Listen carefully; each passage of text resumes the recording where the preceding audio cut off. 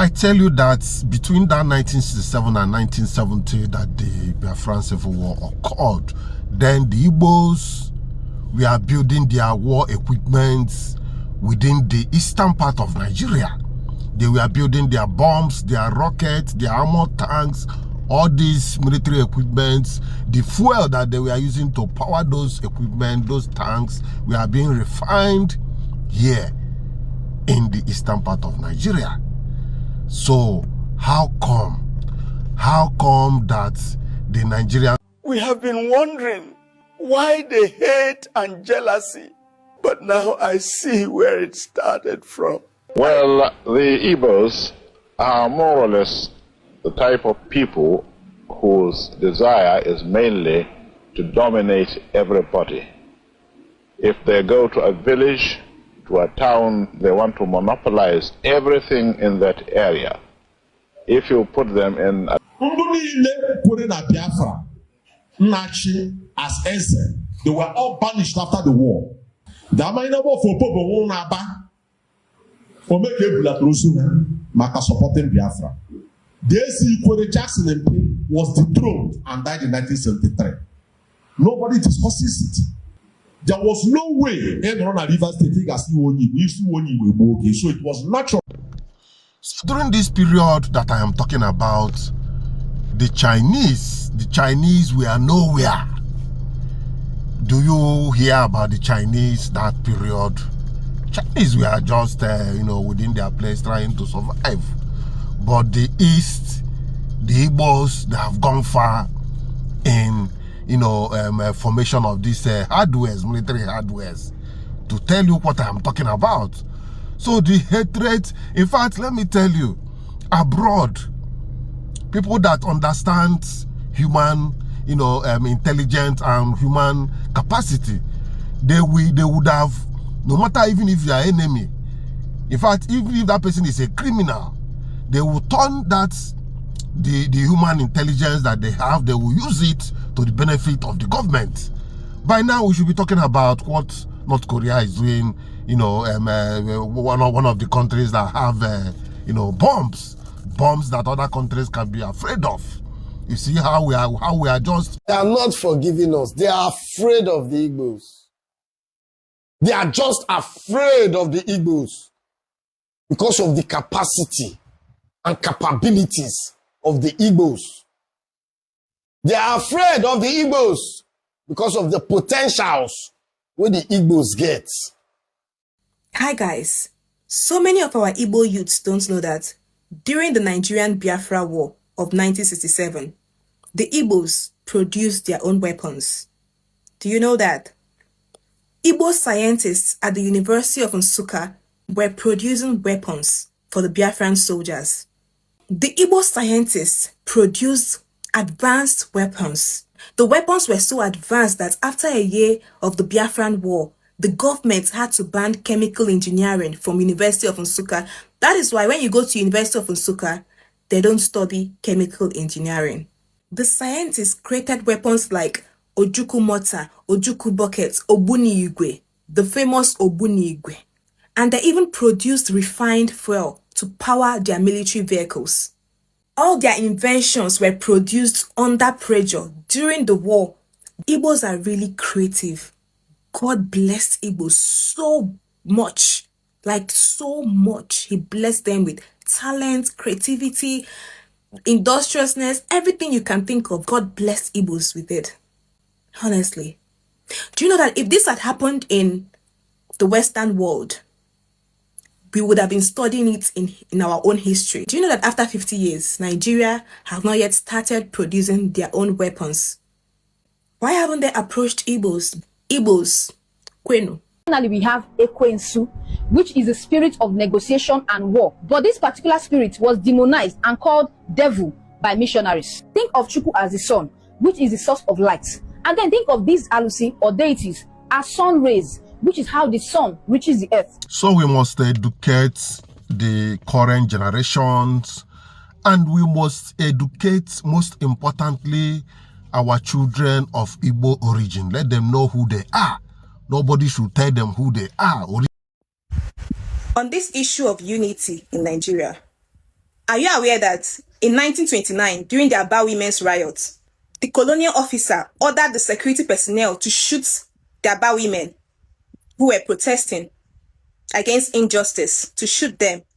And the security officer said, no, I'm not going to shoot them. They're my people, my tribesmen, my kingsmen. I am not going to shoot them.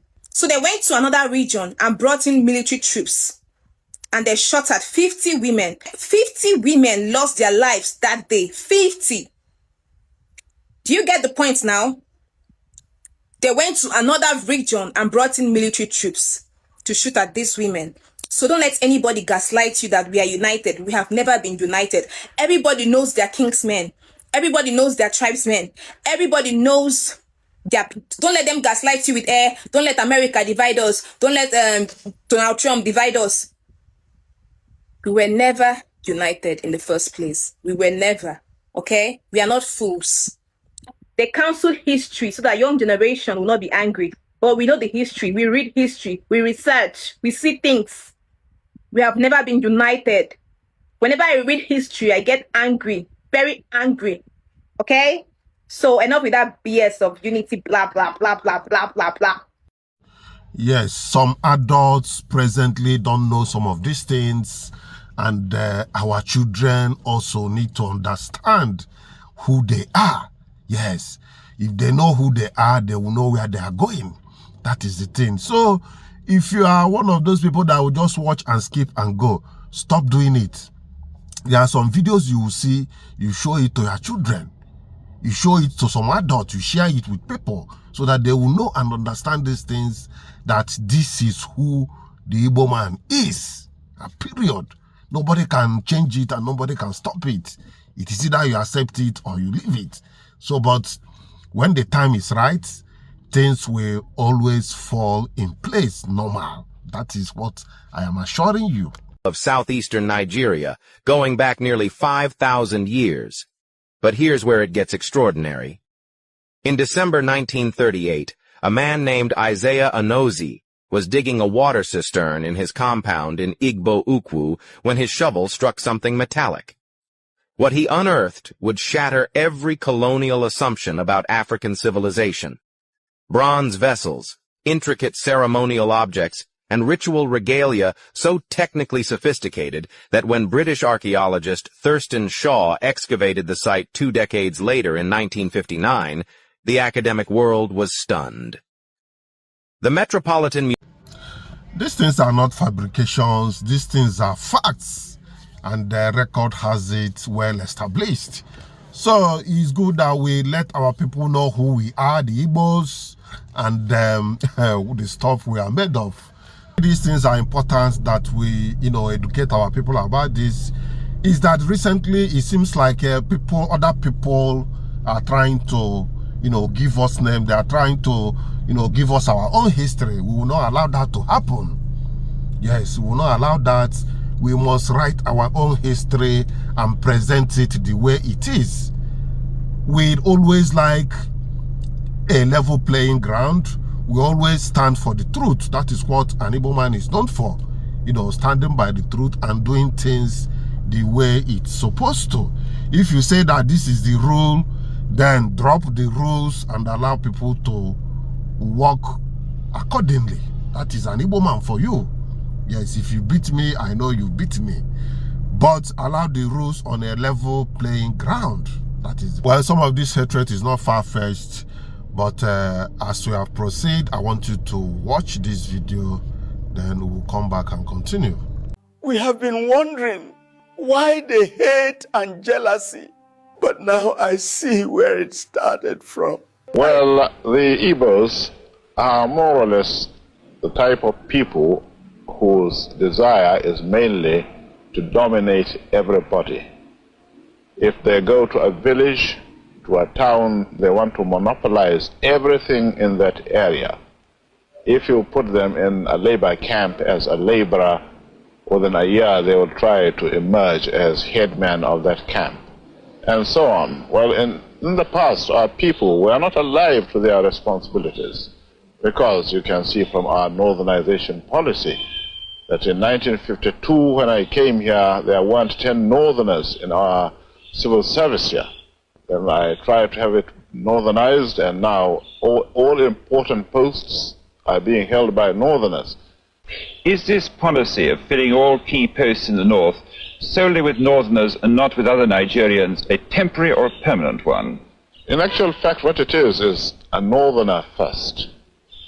If you can't get a northerner, then we take an expatriate like yourself on contract. If we can't, then we can employ another Nigerian, but on contract too.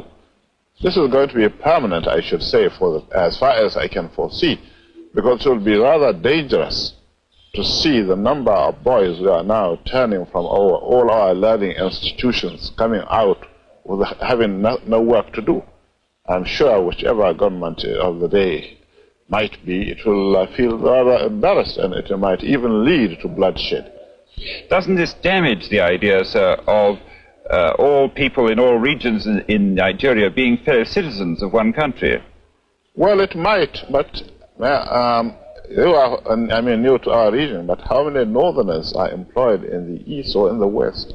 The answer is no. And if there are, there may be 10 laborers employed only in the two regions.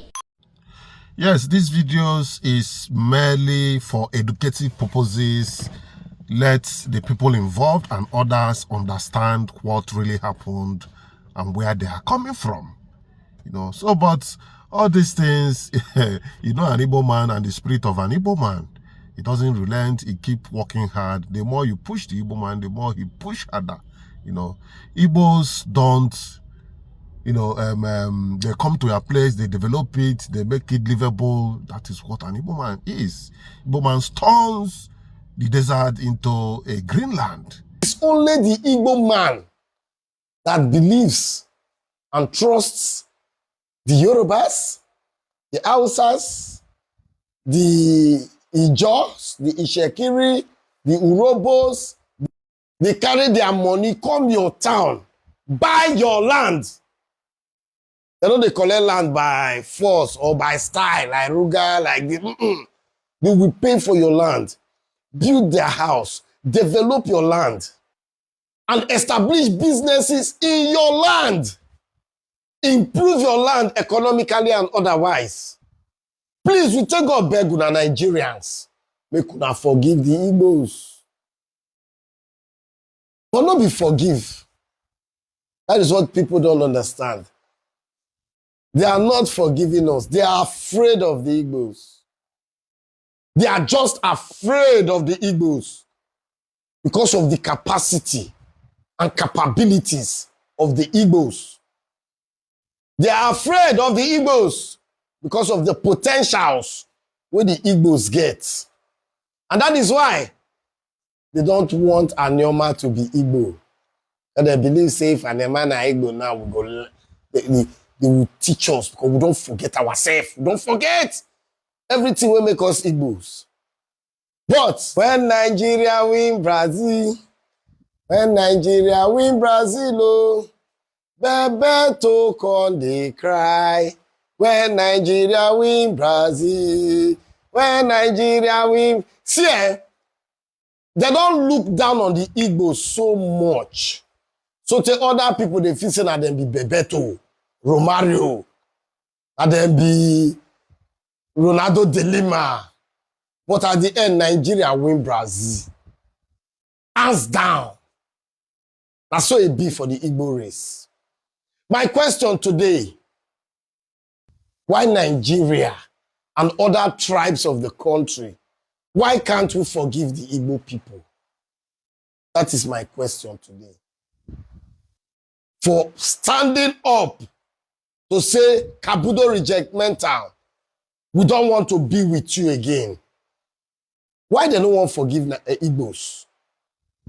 The civil war and the breakout of Biafra from Nigeria by the Igbos due to marginalization has kept a dent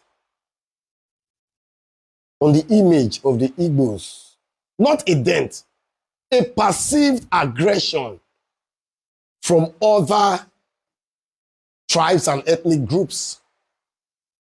And I think it should come to an end. We could not stop him. It is only the Igbo man that believes and trusts the Yorubas, the Hausas, the Ijos, the Ishekiri, the Urobos. The Igbo man trusts everybody. The Igbo man has an open heart with an open heart. They don't see you differently. They see you as their own. That is why the Igbo man, they build house. You know what it be to build house? They carry their money, come your town, buy your land. They don't they collect land by force or by style, like Ruga, like this. They will pay for your land, build their house, develop your land. The Igbos will develop your land and establish businesses in your land. Improve your land economically and otherwise. Why would they jealous the Igbos? Why do you hate them? Why would I want to give Igbos bad name? Personally, I don't travel. I don't live for Benin. And I know how they look us. We be Delta here. They shout and your mind is not Igbo anyhow. Yeah, they look us. Owigbo no. Owigbo no. Owigbo. Then they chop akpu. Owigbo no. I've also been to the east. In the east, nobody get your time. Oga. Every Igbo man get waiting they do. They get handwork. They get business. But the big question, what wrong that Igbos done for other ethnic groups in Nigeria? Please, we take God beg una Nigerians. Make una forgive the Igbos. But not be forgive. That is what people don't understand. They are not forgiving us. They are afraid of the Igbos. They are just afraid of the Igbos because of the capacity and capabilities of the Igbos. They are afraid of the Igbos because of the potentials where the Igbos get. And that is why they don't want Anioma to be Igbo. And they believe say if Anioma na Igbo now, we go, they will teach us because we don't forget ourselves. We don't forget. Everything will make us Igbos. But that time don't reach. Ogeluo. Please forgive the Igbos if you think they have offended you. And don't be afraid of the Igbos. The Igbos will never hurt you. They rather help your town, build schools, build houses, build marketplaces. So why can't Nigeria forgive the Igbos? Why can't they stop being afraid of the Igbos? Remove this camera for my face, I beg. Meanwhile, in the midst of all this, the Igbo man keep striking, keep pushing, doesn't, push back when it comes to doing what he knows how to do the best, and when it comes to survival. Well, the world keeps celebrating Igbo people and their culture, even their languages. And that's why some of my videos, I want our people to always ensure that the language is being maintained anywhere you are, abroad, at home. Because we find out that some people, the way we allow our children to be speaking other languages like English without being grounded in their mother tongue is dangerous. So, but the world is busy acknowledging the language of Igbo. Watch this. Have you ever wondered what it means when the world's oldest cultural institutions start sounding in our own mother tongue? What message does it pass when the Vatican, the heart of global Catholicism, recognizes Igbo at a Christmas Vigil Mass, and UNESCO warns about the future of this very particular language, the Igbo language? Think about that. Because what happened on December 24th, 2025 is not just a ceremony, it's a statement. A statement that Igbo lives, Igbo matters, and Igbo must be preserved. But here is a real concern from UNESCO, and one word from that warning should unsettle every Igbo person and every lover of world heritage, especially the Igbo heritage. Before we go deeper, let me show you something unforgettable. So that all peoples may be given true hope for the future.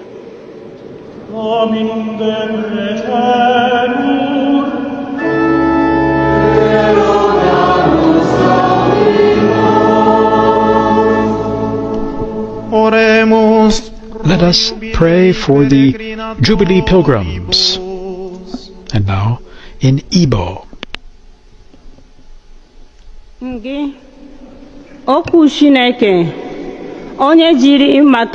Word of God, who became man for us, support those who in this holy year have asked for mercy and forgiveness, so that they be sustained on their journey through life. Ka I were nọnyere ha na njem nke ndụ.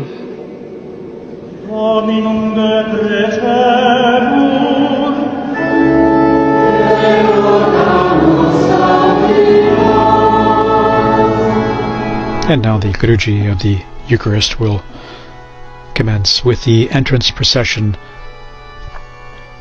representatives of various nations and bringing the gifts, presenting the gifts.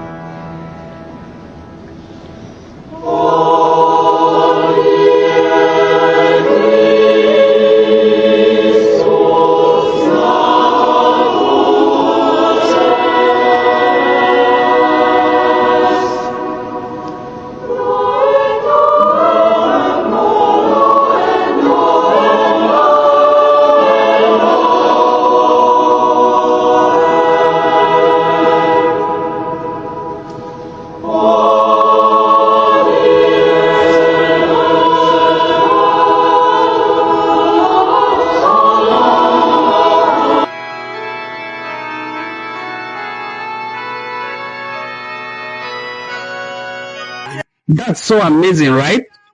Now, last night at St. Peter's Basilica, one of the prayer of the faithful intentions was read in Igbo language, a language spoken by millions, resonating in the spiritual center of the world, the Vatican City in Rome. An Igbo couple also carried the gifts during the Eucharistic procession, a visible sign that our voice is recognized on a global stage. But here is the twist again, because as usual, I always bring the twist. According to reports, UNESCO classified Igbo as a vulnerable or endangered language, meaning if we don't act now, it could fade from everyday life in future generations.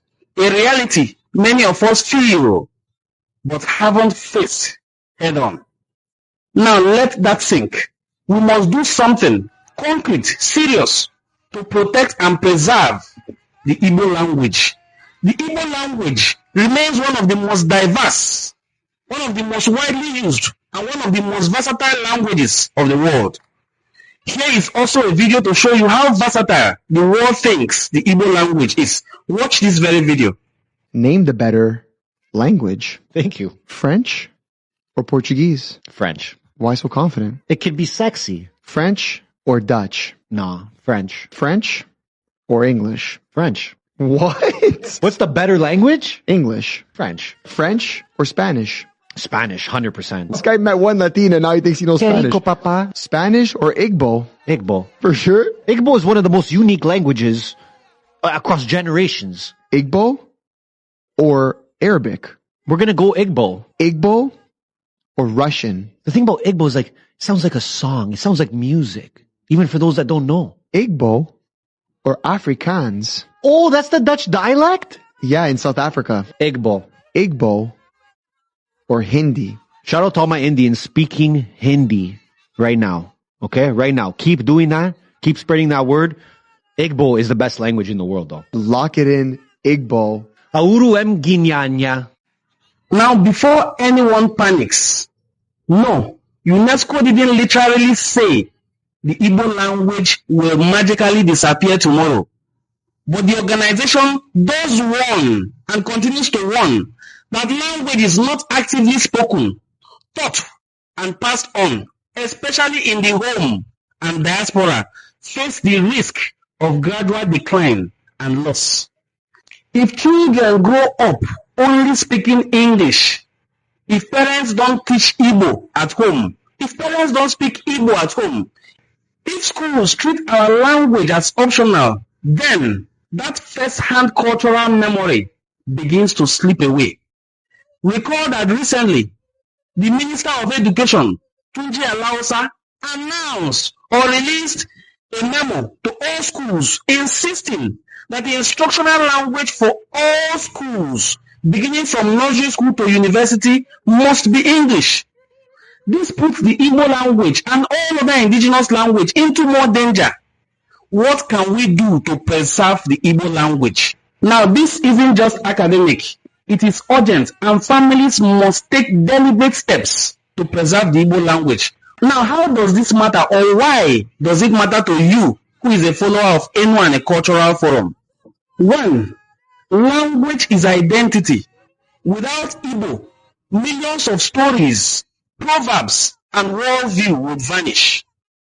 The Igbo language is key to preserving our proverbs, our idioms, our cultural practices. In fact, the heart and soul of Igbo culture, which is Oji, insists and demands that one knows how to speak the Igbo language. 2. Culture is expression. From music to rituals, language is a vessel through which all these cultural practices are passed on. 3. History doesn't live in textbooks. It lives in conversations, traditions, and the tongue we pass on. So here is what we as a community must do to preserve the Igbo language. 1. Speak Igbo in your home. 2. Teach it to your children. 3. Share Igbo stories and proverbs online. 4. Create content in Igbo language like this video. As a parent myself, living in Nigeria, I know one of the major challenges that we face in trying to teach our children Igbo is that when you speak Igbo to them, they respond back in English. But I usually insist that you respond to me in my own very dialect of the Igbo language. I'm an Asoni Igbo, in Asoni Igbo. I'm an Asoni Asusu Bolo, Asusu Enwane, in Asoni Igbo. I don't accept it in my home. Men and women, thankfully, my wife is from my hometown. I also know why Asusu Igbo. I have 2 children. Ofu dem basho ano, ofu dem basho nabe. When you ask them their age in my language, they will tell you mbasho ano or mbasho nabe. I insist that they speak to me in Igbo language. That is one of the ways you can ensure from childhood that you instill the speaking of Igbo language to them as their first language. It is important that our children think and reason in the Igbo language. I want to share this with everyone that is watching this video. Our language is alive, but it needs us alive in it. It needs us to live it. It needs us to speak it. It needs us to communicate in it. Let the world hear our voice, not just in ceremonies like the Vatican's, but in everyday life and everyday conversation. At school, at home, in business, in art, in faith. Because when language thrives, culture thrives, and identity lives on. One of the biggest setbacks I have noticed as a parent or as somebody who promotes the speaking of Igbo language is parents, not even children. Parents who are full of excuses. If you ask a parent, why does your child not speak Igbo language? They say, hey, no, don't worry about my child. As you're seeing that my daughter and my son, so they hear everything you're saying, just that they cannot speak. What? If they can understand the language, what stops them from speaking? You say, I made a mistake. It's just that when they were small, we were using too much English. Now that you have the opportunity to correct it, people learn French, Spanish, Italian, German, when they are already adults. It is usually difficult to learn the local language, especially your own community's version of the Igbo language when you are old, because there are no instructional materials. There are no textbooks. You are the textbook. Your parents did not need textbook to teach you the Igbo language. So please, parents, wake up. Wake up. I usually use this example for them. When I grow old, when I eventually die, it is this my children who will take me back to the village. How do I expect my children, as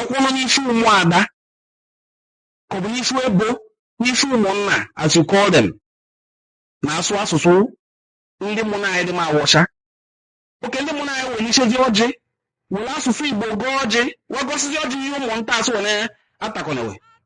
your children have to be vast, very, very proficient in your language.